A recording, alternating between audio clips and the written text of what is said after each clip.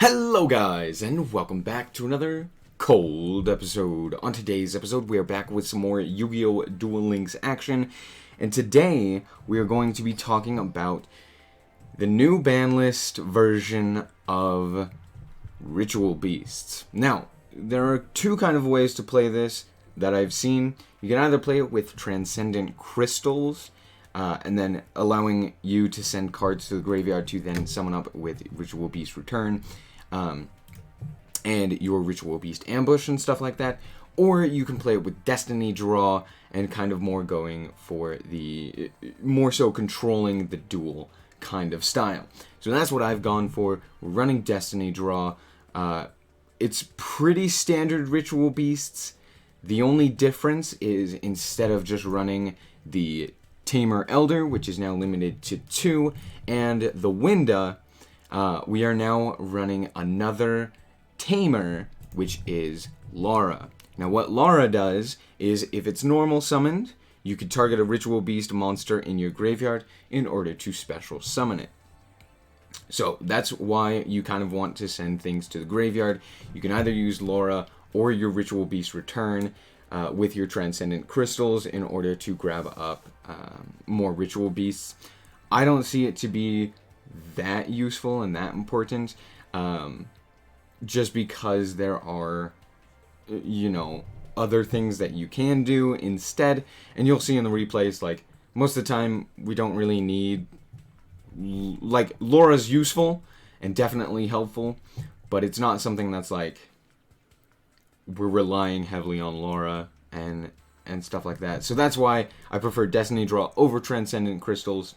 But yeah, then it's pretty much standard Ritual Beast. The only difference is we are actually using the trap Ritual Beast Ambush because it is really useful, right?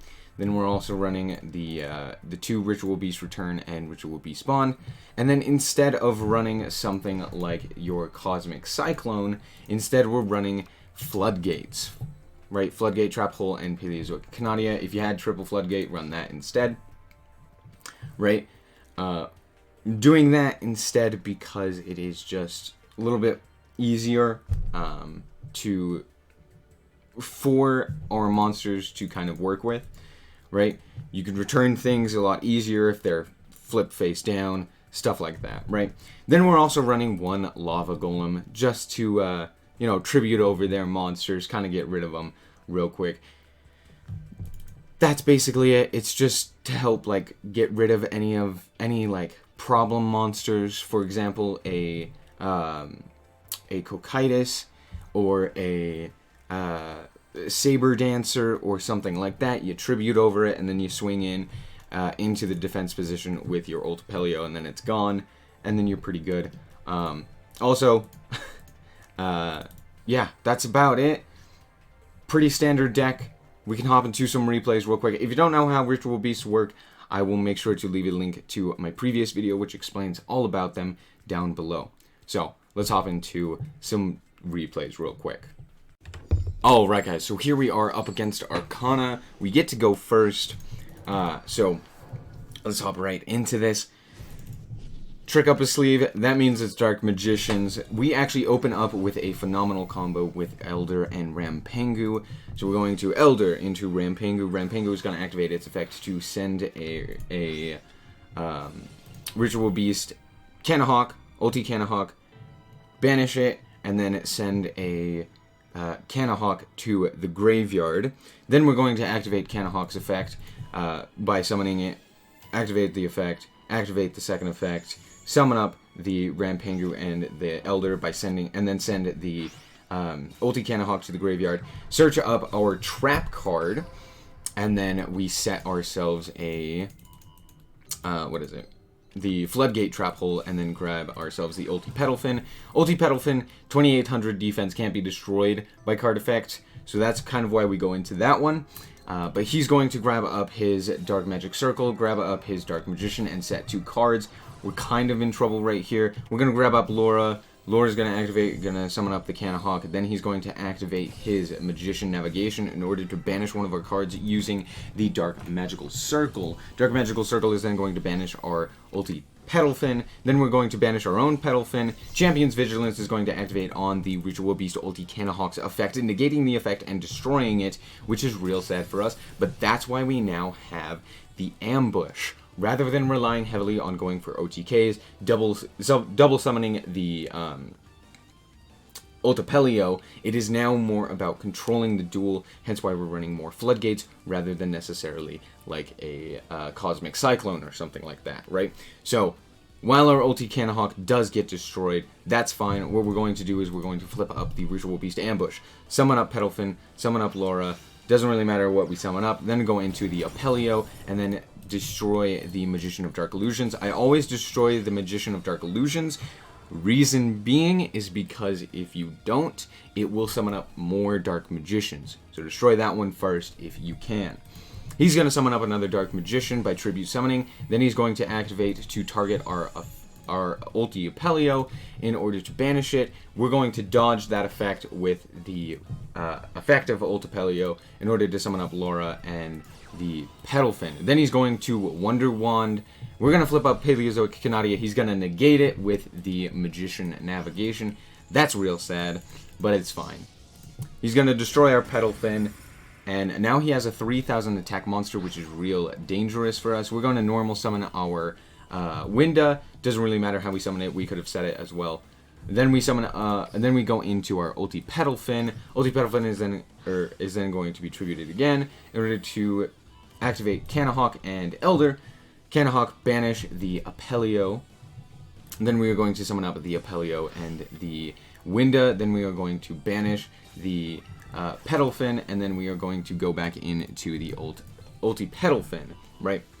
He's going to grab up another Dark Magician Circle, grab up a Magician Navigation. We're going to activate the effect while he swings in to grab up our Winda and our Apelio. Now, he activates his Chaos Hunter, and he now has his second Magician Navigation in the graveyard. This navigation cannot be activated this turn. You can banish this card from the graveyard, if you control a Dark Magician, except the turn this card was sent to the graveyard. So, it was sent to the graveyard this turn, meaning we can activate our trap card and not be negated, which is really, really good against Chaos Hunter. When a card is special summoned, you can discard a card to special summon it, and then your opponent can't banish cards. Well, that destroys Ritual Beasts. Luckily, we do have the Floodgate to negate the effect. We're also going to summon up our Paleozoic Canadia. Apelio, just to banish another card, get it out there. We draw into a Winda, so we're going to set that, and then we also have the Winda set, or the other Winda in defense position. So he's going to draw into his Magician's Rod. He swings into the Winda, which allows us to summon up the Ultipelio.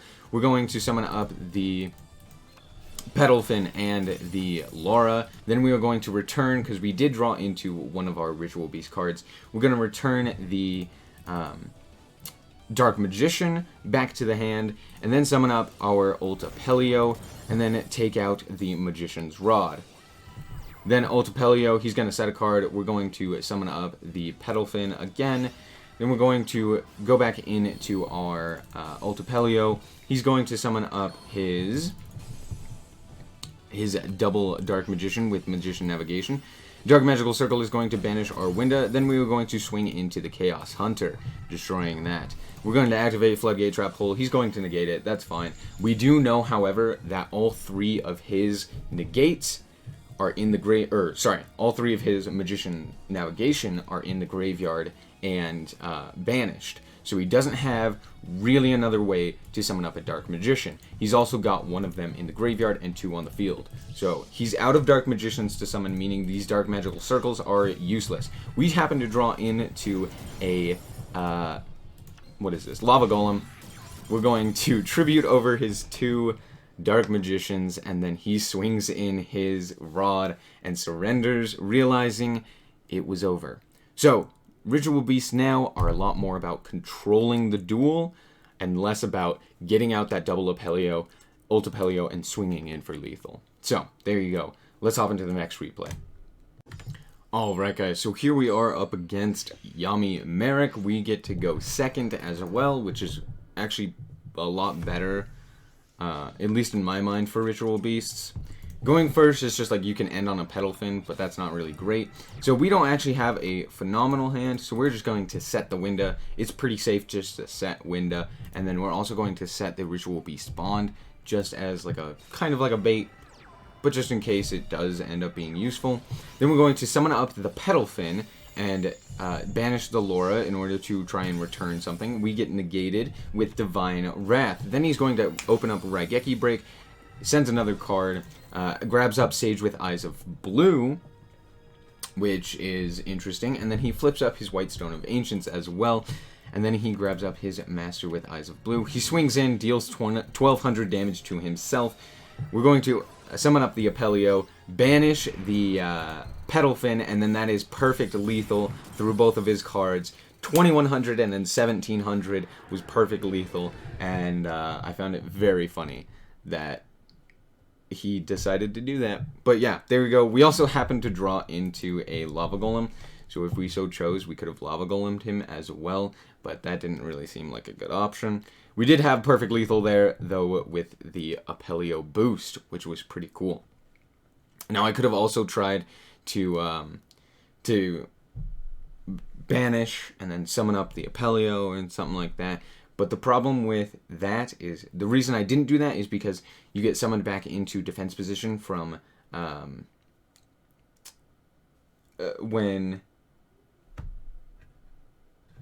you get summoned back into defense position after you banish and resummon for your fusion. So that doesn't really allow for as many lethal plays. So just keep that in mind. Anyway, we're going to hop into the next duel. 1 second. Alright, so here we are up against Jaden Yuki, and we do get to go first this time, and they have Grit, which is rather interesting. So we do have to keep that in mind. So we're going to we're going to summon Canahawk to banish the Winda, and then set Ambush and return. Right? He's going to Neos Fusion, sending a Lunalight Martin and the Neos to the grave. Grabs up the Lunalight Fusion by sending... Emerald Bird activates by sending the Lunalight Fusion to the grave. And then he swings in with his Neos to destroy our Canahawk. Then we're going to flip up our trap card, summon up Canahawk, summon up Winda. He destroys the Canahawk once again, but that's fine. We do have Laura. So we're going to activate Laura, summon up the Canahawk. Canahawk is going to activate, banish the Pedal Fin. Then we're going to grab up ulti Canahawk, target the Pedal Fin, target the Canahawk. Then activate its effect to summon up Laura and Pedal Fin, send the Canahawk to the grave, summon up the Pedal Fin, grab up a Ritual Beast Bond. Pedal Fin is going to activate to return the Neos. Then we are going to summon up the ulti Apelio. Then we have perfect lethal, not through Grit. Keep that in mind. However, it's still a good play to go for the Ritual Beast Bond and then swing in to put him to 1 life point. Now, we did get Sphere Kariboed, so that does prevent it from being actually lethal through the Grit, I believe. It would be through Grit, maybe? I don't know. I don't think so. Anyway, then we're going to swing in. He decides, nope, I'm done with that, and ends up surrendering. Now, Ultipelio cannot be affected by a Sphere Karibo. It does get stopped by Kiteroid, but it doesn't get stopped by Sphere Karibo. So keep that in mind. If they're using Sphere Karibo, you're good to swing in with your Ultipelio. If they have a Kiteroid, it doesn't really matter. It's still going to block the damage. So that's going to be it. Let's hop back into the deck review. Now, I'm sure that you are all wondering if this deck is still good, if Ritual Beasts are still good in the current meta with the ban list, you know, hitting Elder, putting it to 2. And to that I say, yeah, absolutely. It's still one of the best decks. Honestly, the only reason it is not currently on people's tier lists is because no one, and I mean no one, is playing this deck. Is it a good deck? Absolutely. Is it something that a lot of people want to play? No. Why? Because they took away the ability to just double Apelio, double ult Apelio, and then swing in for lethal, kind of OTK, which a lot of people love the OTK variety of decks, right? Black Wings, and, you know, Blue Eyes and all of these other things that it's just like big monsters, swing in for lots of damage, kind of destroy your opponents real quick, right? Cyber Dragons as well.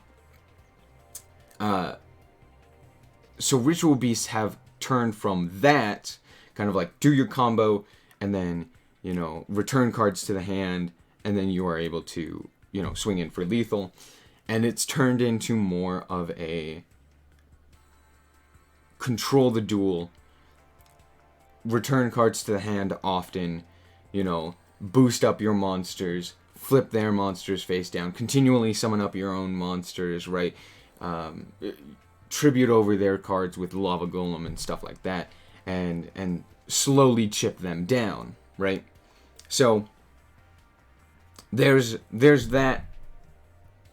I still think that it's one of the most fun decks. I still think it's incredibly entertaining and fun, and definitely something that you should be playing. If you have the cards, play it. It's still super fun. So there's that. Keep it in mind, play it, have fun with it. It's still really good. The only difference is instead of going for the Elder Tamer, or Tamer Elder and Canahawk combo, you're more kind of going for protective plays with set cards and stuff like that.